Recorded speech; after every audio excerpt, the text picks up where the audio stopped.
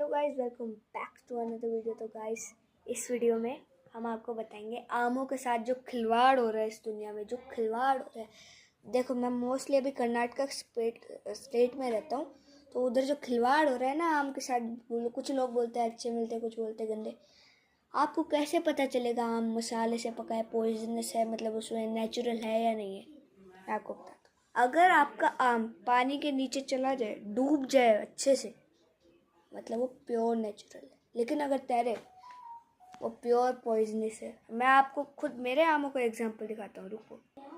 यहाँ पे आप खुद देख लो, ये आम है जो हम मार्केट से लाए हैं, और ये आम है जो इधर पेड़ पे मतलब उगा हुआ था। अब ये पूरी तरीके से पक चुका है, तो हमने तोड़ा तो नहीं, मिल गया या नीचे पड़ा हुआ। तो this is called natural mango.